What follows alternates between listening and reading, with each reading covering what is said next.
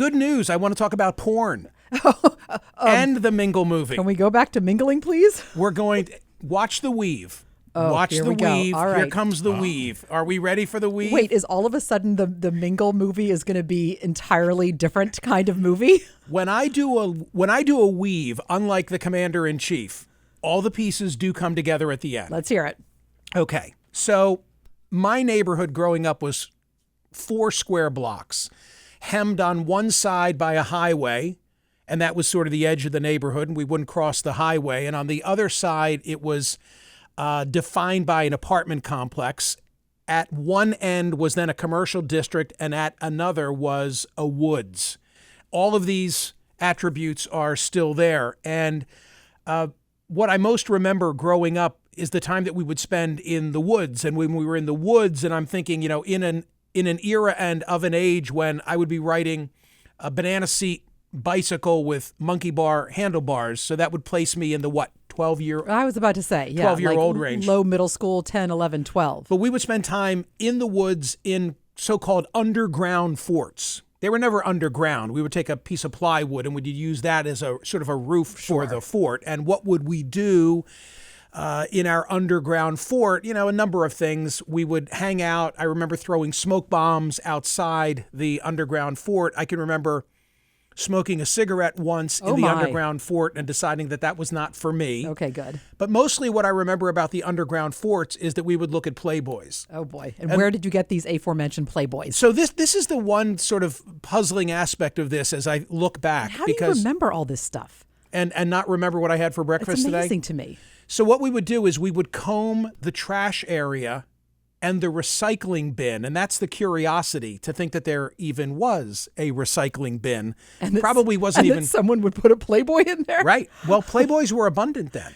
Oh, my goodness. So we would go building to building and we would look in what was mostly a newspaper disposal area. And there would also be magazines, because then people read magazines, TV Guide and Sports Illustrated. But every once in a while, you'd strike it rich and you'd find a Playboy. And then we would take the Playboys and we would go back to the underground fort in the woods and we would look at the Playboys until we were tired of that. And then we would get on our bikes and we would ride home and play street hockey. Perfect. Okay, that was my and by the way, then for the most part, we grew up. We, the boys in the neighborhood, we grew up and we had dates with girls and we went to the prom, and for the most part, everybody seems to have turned out okay. Okay. Things have changed. In the Mingle presentation, and if you've watched this hour and 10-minute long presentation where I try to draw a connection between our societal disconnect, polarization, the role of technology, and the harm that it's had on our kids, in the Mingle presentation, there's a part of it where I talk about a headline from The Hill catching my eye. It was a headline. I have it in front of me. It says, "Most young men are single. Most young women are not." And the data behind it says that 34% of women and 63% of young men are single. Most young men today, in comparison to young women, have very few close friends. As a matter of fact, one metric, the number of young men who have 0 close friends had been at 3% back in the 90s. It's now 15% or higher.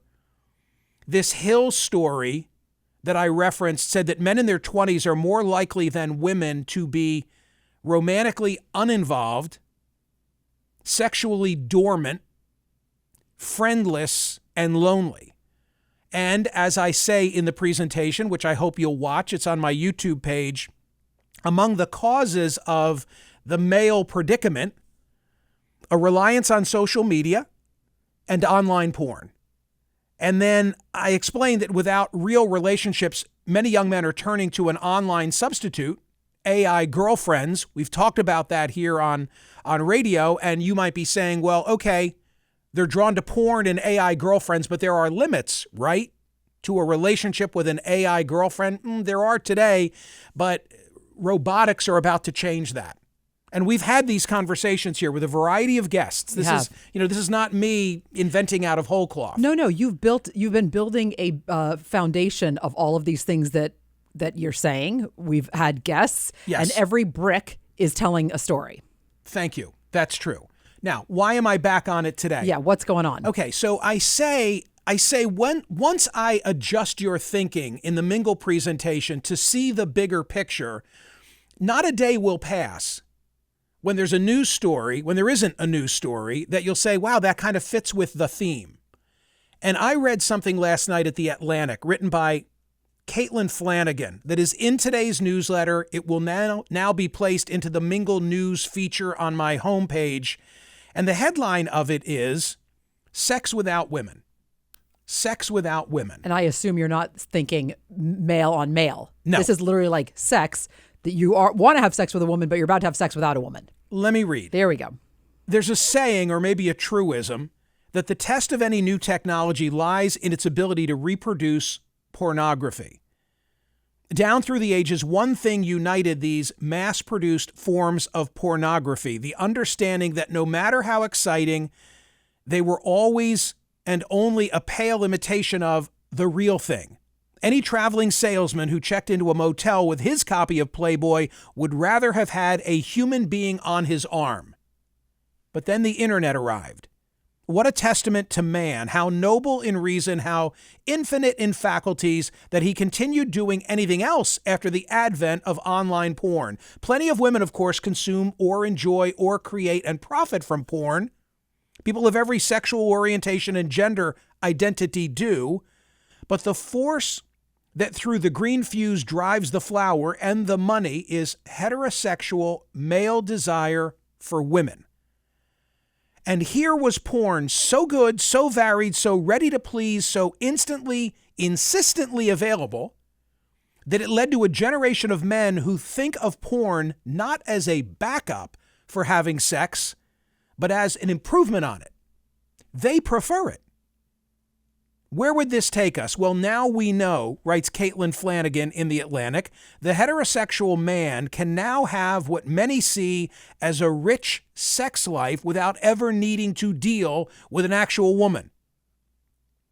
There are men who have fallen in love with sex dolls the way toddlers fall in love with teddy bears, although for children the toy is a transitional object. Early this month, Elon Musk told Joe Rogan that AI-powered sex robots aren't far from the U.S. market. Less than 5 years, probably, they will be able to provide everything except human connection. And what is that anyway?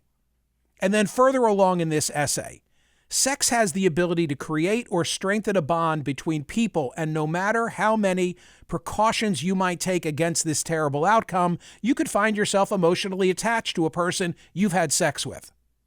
Porn will never reject you or look at you with a pitying gaze. It's always there. Watching online porn has become most adolescents' first sexual experience.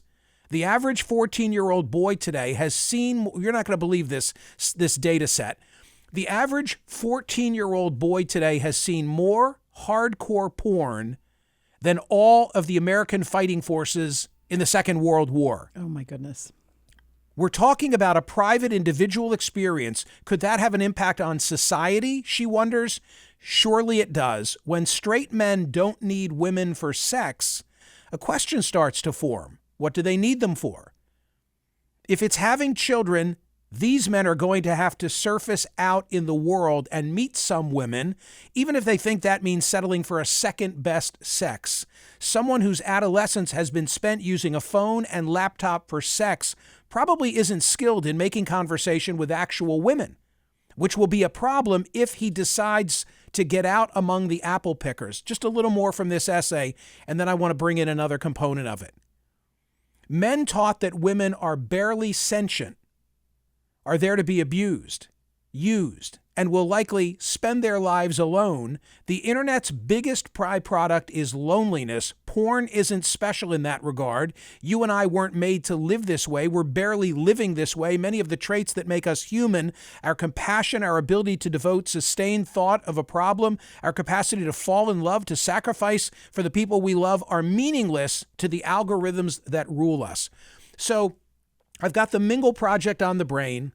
I'm already in my presentation and constantly here on radio talking about the lack of relationship building taking place among young adults.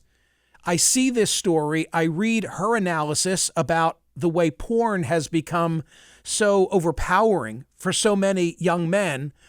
And then I think of Scott Galloway, because I've had this conversation with Scott Galloway on CNN on a number of occasions. One that stands out in my mind, Christine Emba had written a book, and it was published in the early summer of 2023. The book is titled Men Are Lost.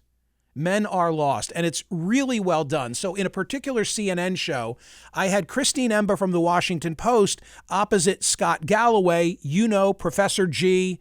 He's got a hit podcast. He's an NYU professor. He's a brilliant guy. And he and I have spent a lot of time talking about the problems of young men. And there are two clips from the interview that I did with Scott and with Christine from July of 2023, where we address specifically this issue. Here's the first of what Scott Galloway had to say. And let me just say, over the last couple of years, the conversation has gone from one that immediately inspires a gag reflex, where people sort of see compassion as a zero-sum game and feel that if you're advocating for men, somehow that's misogynistic or not recognizing the immense obstacles that non-whites and women still face, to something much more positive. And also, we're beginning to crowd out the terrible, quite frankly, unproductive voices that filled this void that was created because people felt the problem and were talking about it, but no one was addressing it. And then some terrible voices entered this void. And Christine's work, and I think other work, is starting to crowd out some of those thinly veiled misogynistic voices and have a more productive conversation. A long way of saying I agree with you, Michael, and Christine's done us all a real service. So what he's responding to is me asking if it's okay to talk about these things. I'm willing to do so. I don't care if it's politically incorrect, and neither does Scott. And Scott is saying that there's a problem with young men, and the void of discussing it openly gets filled by toxic masculinity. Those are his words. And he'd rather be aspirational and uplifting, not only for men, but by extension for women, because this is going to be a problem. It is a problem for young women who can't find a good young man who thinks, well, what do I need a relationship for? Right. Because my needs can be fulfilled with online pornography. You have to talk about it. You have to talk about it, or else it will just continue in that way. And everyone will look at porn, these men and women will look at porn and think that that's normal and that's the way people should be having sex or not having sex. You have to talk about it. So things have really changed from the days of looking at Playboy in the underground Playboy fort. seems so tame. I mean, right. Playboy's not even Penthouse. So, right. And Hustler. Hustler right. was way too much for us. There was a... Oh, no. That's some bad stuff. There was a gritty aspect right. to Hustler right. that we didn't want to deal with. No. Right. And there was a continuum. It's amazing to me that you know this, because the continuum was on sort of an escalation of pornography. It was Playboy, Penthouse, right. Hustler. Oh, yeah. And then there were things beyond Hustler that... Well, okay, so where are you going to put hardcore porn that they're watching online? Way the hell beyond. Gone. Right. That's the problem. And you just said something interesting, which is that it creates an expectation so that if they ever do have a relationship, right. they think that's what a relationship is supposed to consist right. And now of. think in your mind about online porn and that's normal sex. Oh, my God. We got a big problem. So that's an aspect of this. But there's another important aspect of it that indulge me. This is like a 2-minute clip, and it's Professor G. It's Scott Galloway explaining why relationships are necessary. Not only the sexual component, but also the way he describes it, the guardrails that young women provide for young men to sort of keep them on the straight and narrow, to make them productive citizens of society. This is Professor G. Look, we don't like to talk about it. We hear the word sex and our brain fires a bunch of different places. But think of, the whole shooting match, the whole reason we have an economy, the whole reason we're focused on creating a more prosperous, secure nation is such that we can all recognize what is the key to a rewarding life. And that is a series of deep, meaningful relationships. And core to that, or anchor to that, and I'm not saying you have to have this to be happy, is a productive, loving relationship with a partner. And you can look at the most unstable, violent societies in the world, and they all have one thing in common. They all have a disproportionate amount of young men who have not no economic opportunity, and also have no opportunity for relationships. And if we're going to have an honest conversation, we need to have an honest conversation. Sex and companionship are huge motivators and guardrails for young men. They put on a shirt, they blow dry their hair, they get their act together, they get a job. So the attributes, the peanut butter and chocolate of behaviors between masculinity and femininity make for a better world. And again, that's not to say that people along the middle of that continuum don't deserve the same respect and the same dignity. But most households prosper when there are risk-aggressive, rambunctious, more prone to action attributes of masculinity in concert with more thoughtful and more loving femininity. And when men aren't engaging in relationships with women, and women can't find men they find, quite frankly, sexually attractive, we're in trouble. The greatest innovation in history wasn't the computer chip, it wasn't the iPhone, it was the middle class. And the thing that gave birth to the middle class was 7 million men returning from war who were given jobs and money and low interest loans, and quite frankly, demonstrated the heroics and the economic security to be very attractive to a lot of women. And we had the baby boom and the inspiration and the formation of the greatest entity of good in the history of mankind, the American middle class. Sex, companionship are key. And 1 in 3 men under the age of 30 in the United States has not had sex in the last year. And quite frankly, that as an adult is when they become bad citizens. It's no one's obligation to service them, but we need more economically and more emotionally viable men such that we can have more household formation. What did Michael talk about on the radio today? Did he talk about Putin and Ukraine, Trump and Zelensky? Did he talk about